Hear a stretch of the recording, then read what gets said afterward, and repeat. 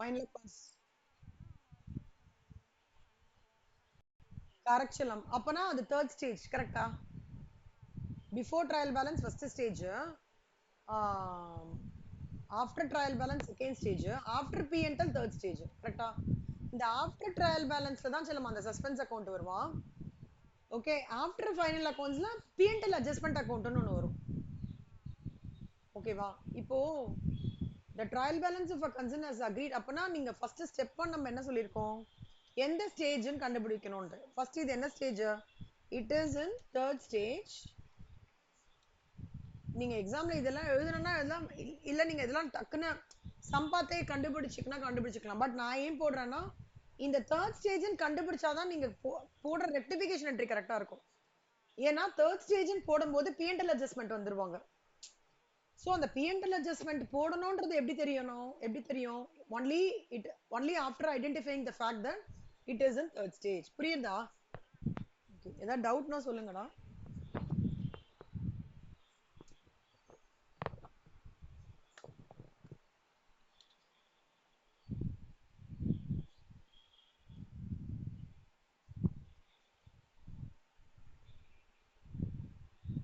It is in third stage.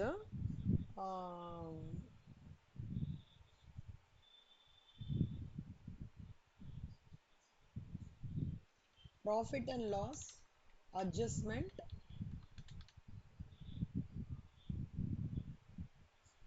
will be given effect.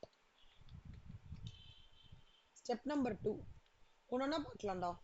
No adjustment entry was passed for an amount of rupees 2000 relating to outstanding rent. இப்போ செல்லம் இவங்க என்ன சொல்றாங்கன்னா இந்த errors எல்லாத்தையும் P&Lயும் balance ஷீட்லயும் எப்படி வரும் அப்படின்னு சொல்றாங்க. நம்ம profit and loss account open பண்றேன், பேலன்ஸ் ஷீட்டையும் ஓபன் பண்றேன் பாருங்க.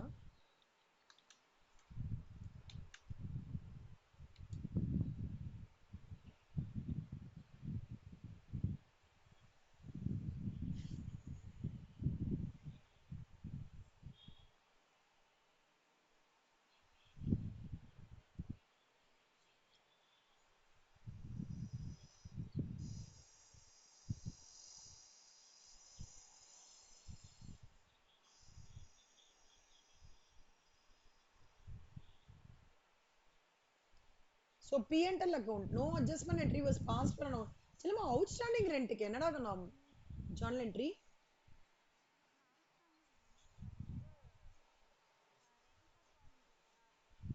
Good. Rent account debit to outstanding rent account. கரெக்ட்டா? என்ன என்ன ஆகும்டா? இப்போ இந்த 2000 P&L போடலன்றாங்க. P&L போடலன்னா பேலன்ஸ் ஷீட்லயே எஃபெக்ட் ஆயிருக்காது. கரெக்ட்டா? இப்போ நல்லா யோசிச்சு சொல்லுங்க, நிதானமா சொல்லுங்க. இந்த சம் கண்டிப்பா ஒரு 1/2 மணி நேரம் டைம் எடுக்கும். நிதானமா சொல்லுங்க.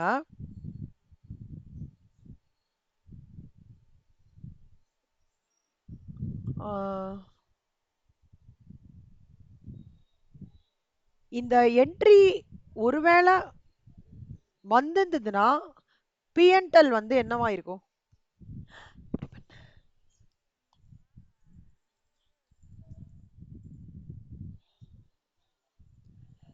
அதாவது இப்ப நான் ஜஸ்ட் ஒரு எக்ஸாம்பிள் சொல்றேன்டா. ப்ராஃபிட் அண்ட் லாஸ் அக்கவுண்ட்ல நீ இப்படி புரிஞ்சுக்கோங்க, 4000 rupees கிராஸ் ப்ராஃபிட் இருக்கு செல்லம். ஓகேவா? இங்க 2 salary இல்ல 2 அவுட்ஸ்டாண்டிங் ரெண்ட் போட்டிருக்கீங்க ஆல்ரெடி. அப்போ உங்களோட நெட் ப்ராஃபிட் என்ன ஆகுது? நெட் ப்ராஃபிட் எவ்வளவு செல்லம்?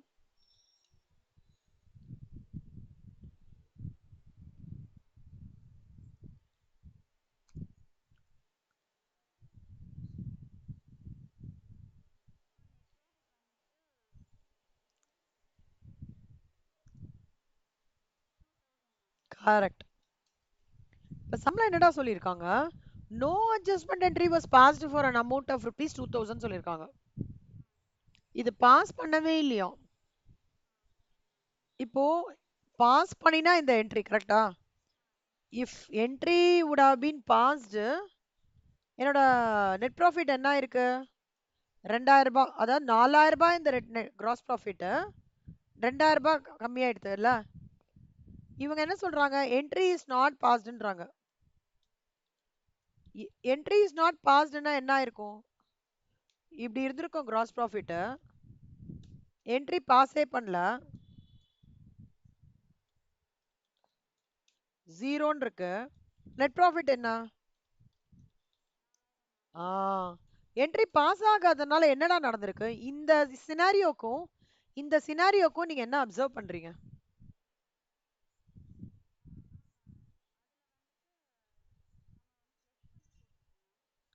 Correct.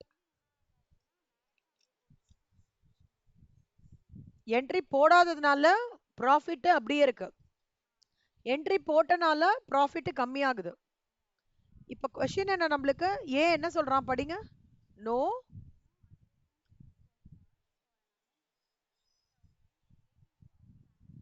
Ah relating to an outstanding rent adjustment entry pass ஆகல. அப்போ இது நடக்கல. இது நடந்திருக்கணும், ஆனா நடக்கல. இப்போ இந்த சிச்சுவேஷன் தான் இப்போ இல்லையா? இதுதான் வந்து கரண்ட் சிச்சுவேஷன். அதாவது கரண்ட் சிச்சுவேஷன் இது. என்ன நடந்திருக்கணும்? ஃபியூச்சர் கரெக்ட் சிச்சுவேஷன் என்ன? இது கரெக்டாடா? ஸோ இந்த சினாரியோக்கும் இந்த சினாரியோக்கும் ப்ராஃபிட்டை நான் வந்து இப்படி சொல்லலாமா? ப்ராஃபிட் வந்து இட் இஸ் இதுதான் நடந்திருக்கு, இதுதான் நடந்திருக்கணும். ப்ராஃபிட் 2000 ரூபாய் ஓவர் ஸ்டேட் ஆயிருக்குன்னு சொல்லலாமா? புரியுதா இல்லையா? இங்க 2000 ரூபாய் ஆக்சுவலா கம்மியாயி ப்ராஃபிட் 4000 ரூபாய் இருக்கு. அப்பனா என்ன இருக்கு இங்க? ஆ this 4000 rupees is huge. The actual profit should have been 2000. அப்ப என்ன இருக்கு? My profit scenario ஏல the profit is overstated by 2000. நீயே ஒரு சிம்பிள் எக்ஸாம்பிள் வச்சுக்கோடா. See, you have to create an example and accommodate that scenario and finalize என்ன நான் P&L ல பண்ணணும், என்ன பேலன்ஸ் ஷீட்ல பண்ணணும்ன்றது தான் என்ன பண்ணணும்னு கேக்குறாங்க. இது இந்த சினாரியோக்கு ரெக்டிஃபிகேஷனா P&L ல நான் என்ன பண்ணா கரெக்டா இருக்கும், பேலன்ஸ் ஷீட்ல என்ன பண்ணா கரெக்ட். ஓகேவா?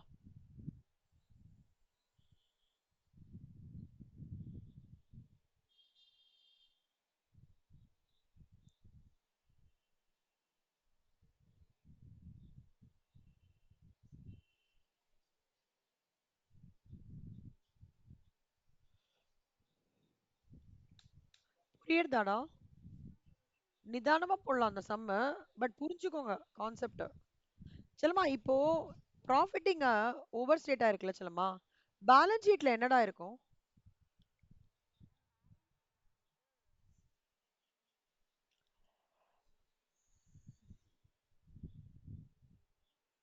பேலன்ஸ் ஷீட்ல இது அவுட்ஸ்டாண்டிங் ரெண்ட் லயபிலிட்டில காமிப்பேனா?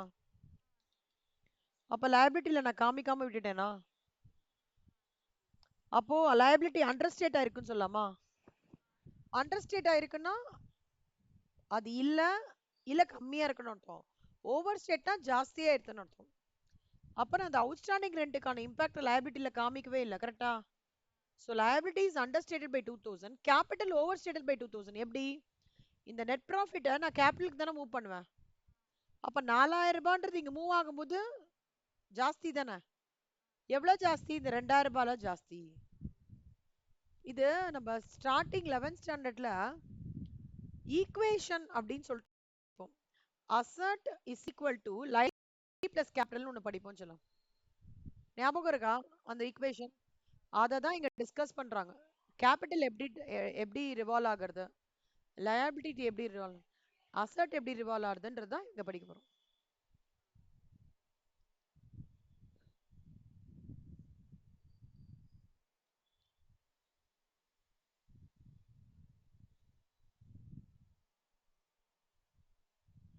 புரியுதா?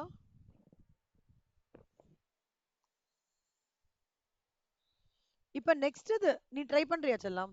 இதே மாதிரியே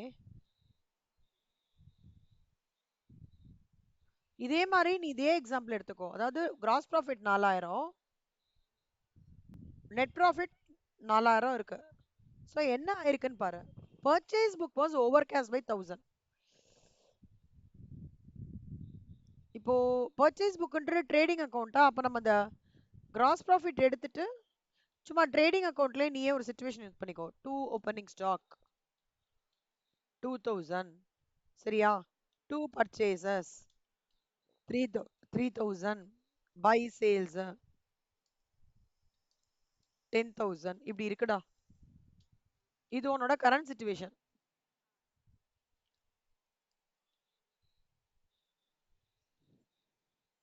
இது உன்னோட கரண்ட் சிச்சுவேஷன். இப்ப கிராஸ் ப்ராஃபிட் எவ்வளோடா வரும் கண்ணா இங்க? இங்க கிராஸ் ப்ராஃபிட் எவ்வளவு பாரு.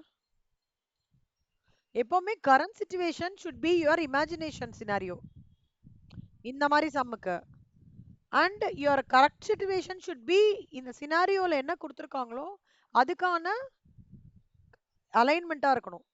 இது கரெக்ட் 5000 கிராஸ் ப்ராஃபிட். இப்போ இது உன்னோட இமேஜினேஷன்டா. ஆனா பர்ச்சேஸ் புக்கு 1000 ரூபாய் ஜாஸ்தியா காமிச்சிருக்கானோ. அதாவது 3000 இருக்குல்லடா 4000 ரூபான்னு காமிச்சிருக்காங்க. இப்ப நீ பாரு. இப்ப கிராஸ் ப்ராஃபிட் எவ்வளோடா இது?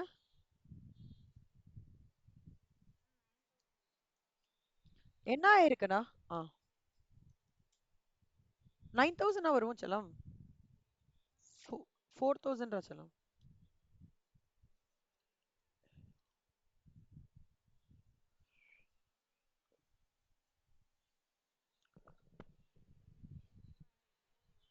ஓகே.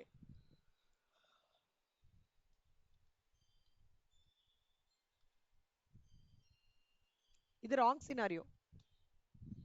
இதுதான் வந்து கரெக்ட் சினாரியோ. இப்ப நீங்க சொல்லு செல்லம். உங்களோட வியூ சொல்லு. இது தான் கரெக்ட். ஆனா இப்படி ஆயிருக்கு. அதெல்லாம் ப்ராஃபிட் என்ன ஆயிருக்குடா? இந்த பர்ச்சேஸ் ஓவர் கேஸ்ட் ஆனால ப்ராஃபிட் ஆக்சுவலா என்ன ஆயிருக்கு? யூசிங்க பர்ச்சேஸ் ஓவர் கேஸ்ட் ஆயிருக்கிறதுனால ப்ராஃபிட் பாருங்க. ஆக்சுவலா 5000 இருந்திருக்கணும். ப்ராஃபிட் 4000 ஆயிடுச்சா? ப்ராஃபிட் கம்மி ஆயிடுச்சு. புரியுதாடா? எப்பவுமே ஞாபகம் வச்சுக்கோ செல்லம். இங்க ப்ராஃபிட் கம்மியானா இங்க கேபிட்டலும் கம்மியாயிடும்.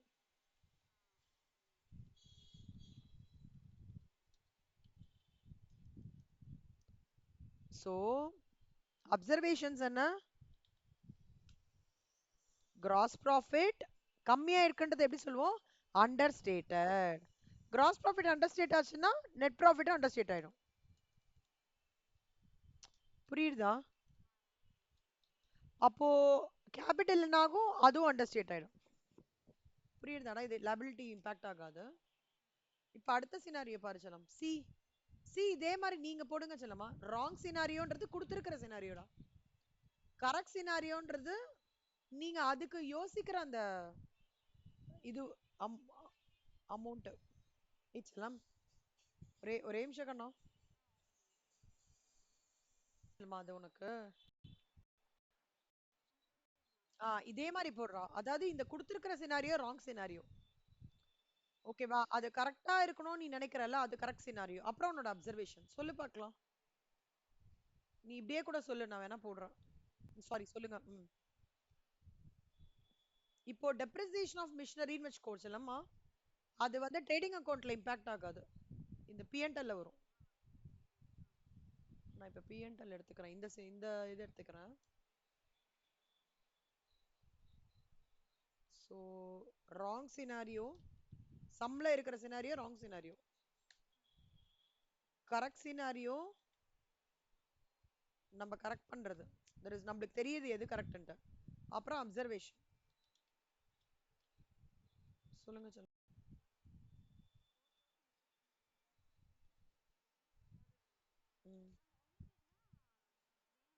வேணாம் வேணாம்.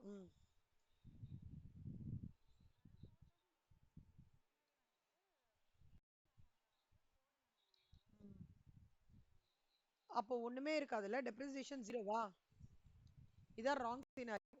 அப்போ என்னோட நெட் ப்ராஃபிட் 4000 இருக்குமா? இப்போ ஆக்சுவலா கரெக்டா டெப்ரிசியேஷன் போட்டு தானே ஆகணும்ல. அப்போ 4000 போடுறதுனால என்ன ப்ராஃபிட் என்ன ஆகுது? அவ்வளவுதான். இப்போ என்னன்னா அப்சர்வ் பண்ற நீ இல்ல?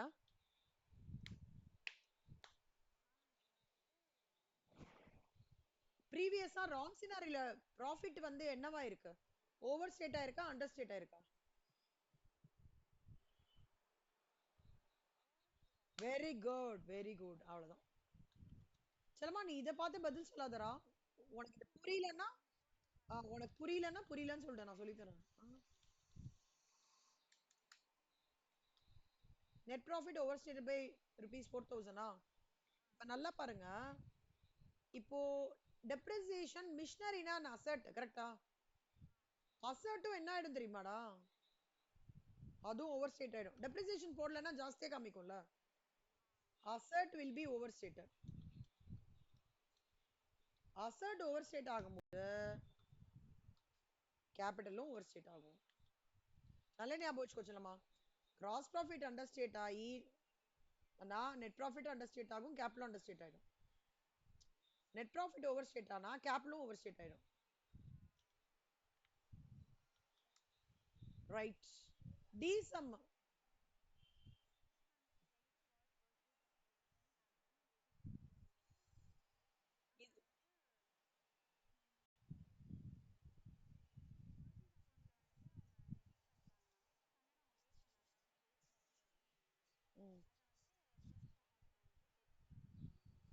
இப்ப ரெண்டு இம்பாக்ட் கொடுக்கணும்டா.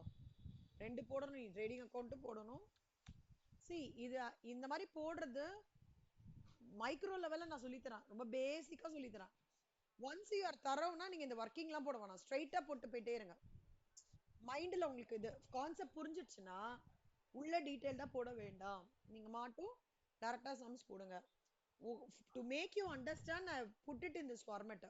இப்படி வந்ததுன்னா இப்படி வரும் ஷிவானி அப்படின்னு நான் சொல்றேன். வேற எதுவும் இல்ல.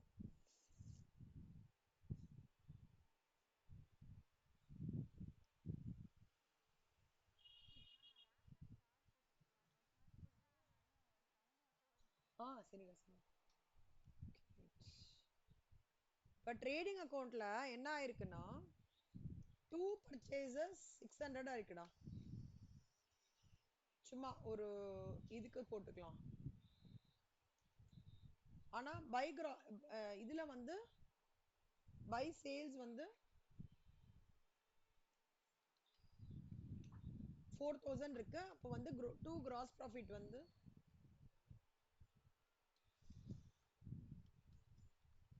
3400 கரெக்டா? By gross profit 3400. அப்ப டு ஸ்டேஷனரி 600 வரல, 0. அப்ப 3400. இதுதான் சினாரியோ செல்லாம். இது ராங் சினாரியோ. இப்ப கரெக்டான சினாரியோ பாருங்க.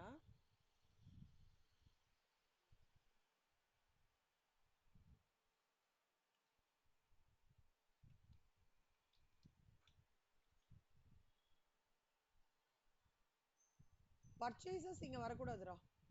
ஓகேவா? ஸ்டேஷனரியில் தானே 2 பர்ச்சேசஸ் கரெக்டான சினாரியோ இங்க. அப்போ கிராஸ் ப்ராஃபிட் 4000 இருக்கு. அந்த கிராஸ் ப்ராஃபிட் கேரி ஃபார்வர்ட் பண்றோம். இங்க 600 போடுறோம். இங்க நெட் ப்ராஃபிட். நீங்க என்ன அப்சர்வ் பண்றீங்க? ராங் சினாரியோ இருக்கும், கரெக்ட் சினாரியோ. ப்ராஃபிட் என்ன ஆகுது? ப்ராஃபிட் 1 இருக்கு. அப்பனா என்ன அர்த்தம்னா இந்த transaction error in between gross profit line மட்டும் தான் தப்பா இருக்கே தவிர ஓவரால் நெட் ப்ராஃபிட் கரெக்டா இருக்கு. அதனால நெட் ப்ராஃபிட்ல நோ எஃபெக்ட். புரியுதா? No effect on net profit. Net profit effect இல்லைன்னா என்ன அர்த்தம்? பேலன்ஸ் ஷீட்லயும் எஃபெக்ட் இல்ல. நெட் ப்ராஃபிட் இன்க்ரீஸ் ஆனாதான் உங்களுக்கு கேபிட்டல் இன்க்ரீஸ் ஆகும். நெட் ப்ராஃபிட் அண்டர் ஸ்டேட் ஆனாதான் கேபிட்டல் அண்டர் ஸ்டேட் ஆகும். அப்படி கிடையாது இங்க. So no effect on net profit, no effect on balance sheet. சலாம். இப்போ இதை நான் 4 சொல்லி கொடுத்துட்டேன். 2 நீங்க ஹோம்ஒர்க்கா போடுங்க. இதே மாதிரி போட்டு ஒர்க் அவுட் பண்ணி அனுப்பிச்சுடுங்க.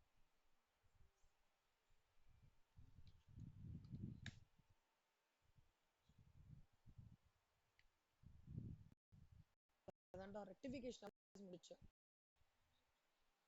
இதெல்லாமா இப்ப மாடியூல் 1 ஃபுல்லா தரவாடா. நீங்க என்ன பண்றீங்க இந்த வாரம் ஃபுல்லா உட்காந்துட்டு மாடியூல் 1 கரைச்சி குடிக்கிறீங்க.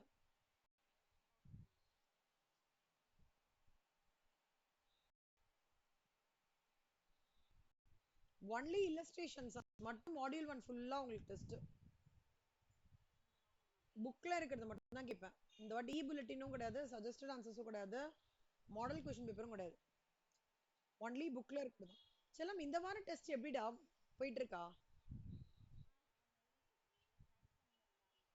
சரி ஓகே.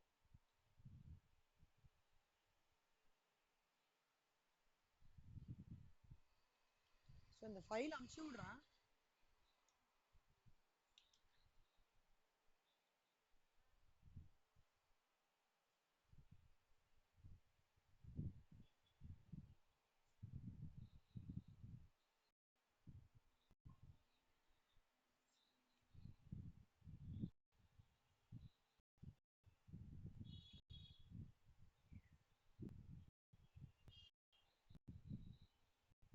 இப்போ உங்களுக்கு பேசிக் நல்லா தரோம் சொல்லமா.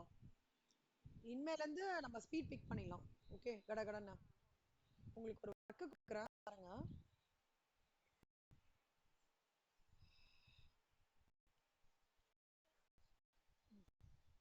Bills receivable joint venture consignment இந்த வாரத்துல முடிச்சிடும். ஓகேவா?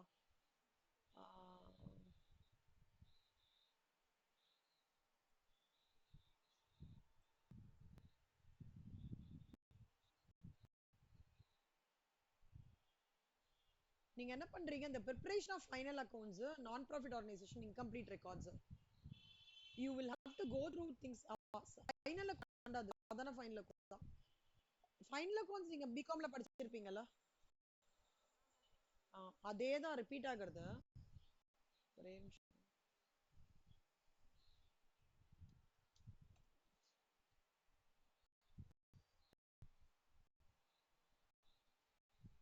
அதாவது 20th of செப்டம்பர் வரைக்கும் எடுத்துக்கலாம். 20th of செப்டம்பர் அது வரைக்கும் உங்களுக்கு டைம். நீங்க என்ன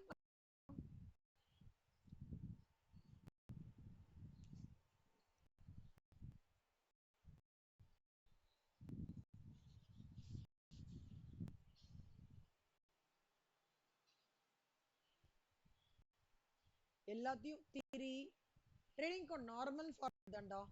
P&L தெரியும்ல, இது எல்லாமே எக்ஸ்பென்சஸ், இன்கம், பேலன்ஸ் ஷீட் நீங்க ரெடி பண்ணிடுவீங்க கரெக்ட்டா?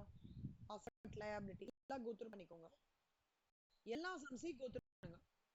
இல்லஸ்ட்ரேஷன் 1ல இருந்து 20th of ஆகஸ்ட் வரைக்கும் கட் ஆஃப் செல்லும்.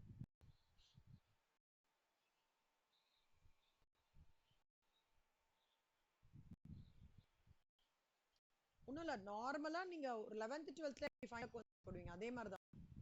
இதுல 2-3 விஷயங்கள் வந்து டிஃப்ரெண்டா இருக்கு. சில அட்ஜஸ்ட்மெண்ட்ஸ் கொஞ்சம் இதுவா இருக்கு. லைக் இந்த மாதிரி 3-4 20th செப்டம்பர் வரைக்கும் உங்களுக்கு கட் ஆஃப் ஃபுல்லுத்தையும் கோ த்ரூ பண்ணிட்டு ஓகே இதுல இருக்க டவுட்ஸ்லாம் என்கிட்ட சொல்லணும். நான் அந்த டவுட்ஸ்லாம் உங்களுக்கு கிளாரிஃபை பண்ணுறேன். ஓகேவா? 20th குள்ள முடியுமா இல்லை 25th வரைக்கும் எடுத்துக்கிறீங்களா? 25th வரை இருக்காங்க. எல்லா ரெஜிஸ்ட்ரேஷன்ஸையும் ஃபுல்லா கோ பண்ணிட்டு இதுல எப்படின்னா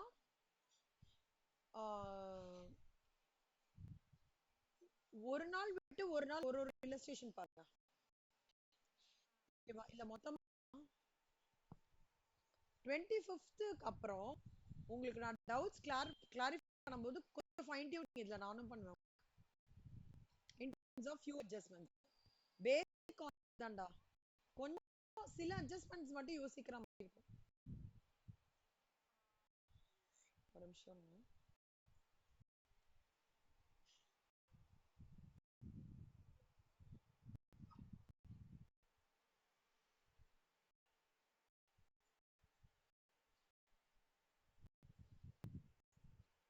இல்லஸ்ட்ரேஷன் 12 இருக்கு செல்லம். ஓகேவா? நீங்க ஒரு நாள் விட்டு ஒரு நாள் பண்ணா கூட முடிச்சிடலாம். அதான் இந்த சம் எடுத்து கூட ஒரு நாள் வந்து P&L மட்டும் பண்ணுங்க. ஃபர்ஸ்ட் பெரிய சம்மா எடுத்துக்காதீங்க, குட்டி சம்மா எடுத்துக்கோங்க. ஓகேவா? ஒரு ஒரு லைன் ஐட்டமா பாருங்க. சில ஏரியாஸ் வந்து நானே உங்களுக்கு ஃபைன் டியூன் பண்ணுவேன். போஸ்ட் 25th நீங்க என்ன ஃபீட்பேக் கொடுக்குறீங்களோ அது பேஸ் பண்ணி. ஓகேவா? இந்த லாஸ்ட் 11th 12th சம் தான் கொஞ்சம் இதுவா இருக்கும். மத்ததெல்லாம் கொஞ்சம் ஸ்ட்ரெயிட் ஃபார்வர்டா. ஓகே, அது பண்றதுக்கு முன்னாடி இந்த எக்ஸசைஸ் பண்ணிடுங்க.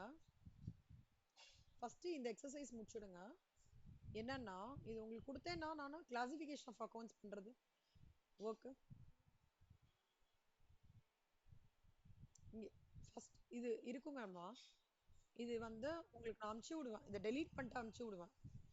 நீங்க என்ன பண்ணணும், கேபிட்டல் கிரெடிட் பேலன்ஸ்னா கிரெடிட் பேலன்ஸ், இது லைபிலிட்டியா, இப்போ வந்து ஓப்பனிங் ஸ்டாக் டெபிட் பேலன்ஸா, எங்க போடணும், அது ட்ரேடிங் அக்கௌண்ட் டெபிட்ஸ். இந்த ஃபர்ஸ்ட் இந்த ஆக்டிவிட்டி முடிச்சிருங்க. இதுல வந்து majority of the line items, majority of the expenses which you normally get in final account sums cover ஆகுது இதுல. ஓகேவா, இதை ஃபர்ஸ்ட் எனக்கு டெஸ்டா டெஸ்ட் இல்லை, நான் இது ஒரு அசைன்மெண்ட் மாதிரி வச்சுக்கோங்க. டெஸ்ட்லாம் வேண்டாம், இந்த வீக்கெண்ட்குள்ள எடுத்து அமுச்சு விடுங்க. நான் ஃபர்ஸ்ட் இதை அமுச்சு விட்றேன் உங்களுக்கு.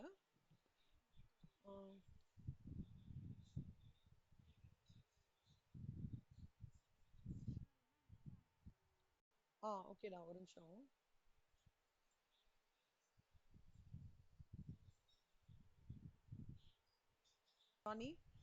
Single entry non profit organisations are normal PNL அக்கௌண்ட்ல ஃபர்ஸ்ட் நீங்க என்ன பண்ணிக்கணும்னா எல்லா டேட்டாவையும் எடுத்து போட்டுக்கணுங்கன்னா எல்லாமே அட்ஜஸ்ட்மெண்ட்ஸ்லாம் அந்த இடத்துல போட்டுட்டதுக்கு அப்புறம் தான் டாலி பண்ணணும்.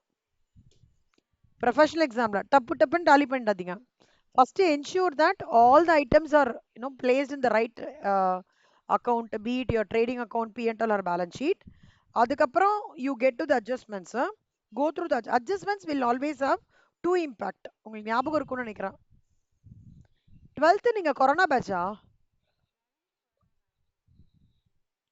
11th corona பேட்சா? ஆனா ஃபைனல் அக்கவுண்ட்ஸ் பிகாம்ல படிச்சிருக்கீங்களா? அப்பனா ஓகே, ப்ராப்ளம் இருக்காது. ஸோ அதான், அப்பனா உங்களுக்கு நிஜமாலே இது ப்ராப்ளம் இருக்காது.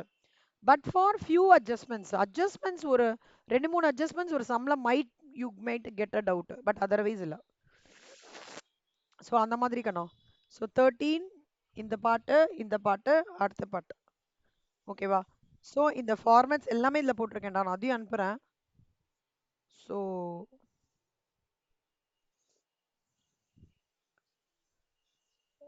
prerequisites to understand module 3 is basically you should understand what is fixed asset, what is current asset, what is current liability, where expenses should come, where trading account la enalla items irukku, அப்புறம் how you should give impact for provision for doubtful debts, அந்த மாதிரி இருக்கு செல்லம். go through பண்ணிக்கோங்க. So 25th மேலே delay பண்ணிடாதீங்க, அதுக்கு முன்னாடியே முடிக்க ட்ரை பண்ணுங்க. அதுக்கப்புறம் one day we will sit and work out the challenging adjustments and your doubts on module 3. So module 3 எப்படின்னா, நீங்கள் போடுறீங்க, நீங்கள் ஃபைன் டியூன் பண்ணிவிட்டு எனக்கு ஃபீட்பேக் கொடுத்ததுக்கப்புறம் நான் உங்களுக்கு அதில் சில ஃபைன் டியூன் பண்ணுற ஏரியாஸை ஃபைன் டியூன் பண்ணிவிட்டு and then I will clarify your doubts module 3 பொறுத்த வரைக்கும். ஓகேவா? இது ஆல்ரெடி நோன் சாப்டர்னால அதே எடுக்க வேணான்னு பார்க்குறேன்டா. எனக்கு தெரிஞ்சு நான் 80-85% போட்டுருவீங்க சிவானி. ஒரு 2-3 அட்ஜஸ்ட்மெண்ட்ஸ்லாம் உங்களுக்கு டவுட் வர சான்சஸ் இருக்கு, அதை மட்டும் நம்ம ஃபைண்ட் இன். ஆனால் மாடியூல் 3 பொறுத்த வரைக்கும் டைம் மேனேஜ்மெண்ட் பண்ணணும் சொல்லும். ஏன்னா ட்ரேடிங், பிஎன்எல், பேலன்ஸ் ஷீட் போடும்போது எக்ஸாஸ்டிவாக இருக்கும் இல்லையா, அங்கே மட்டும் டைம் மேனேஜ்மெண்ட் பண்ணும். டைரக்ட் டாக்ஸ் பிடிச்சிருக்கா, இன்டைரக்ட் டாக்ஸ் பிடிச்சிருக்கா? டைரக்ட் டாக்ஸ் பிடிச்சிருக்கா, இன்டைரக்ட் டாக்ஸ் பிடிச்சிருக்கா?